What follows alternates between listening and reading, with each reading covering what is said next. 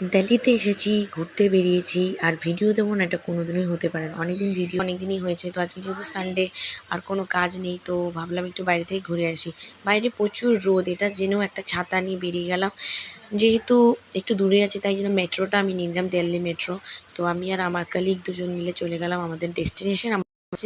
Destination ছিল sir তাজ জুংস্তম। এখানে আসলাম, এখানকার অ্যাটমসফিয়ার সব কিছুই ভালো লাগলো, খুবই ভালো লাগছিল। তো এখানে একটু ঘোরাঘুরি করলাম, সময় কাটালাম। কাটানোর পর যেহেতু একটু বাজেটটা কম ছিল, তাই জন্য আমরা দিল্লি অটোতে উঠে গেলাম। অটোতে উঠে আমাদের যে ডেস্টিনেশন গেলাম সেটা হচ্ছে one of the best destination ever আমার কাছে, সেটা হচ্ছে লোধি গার্ডেন।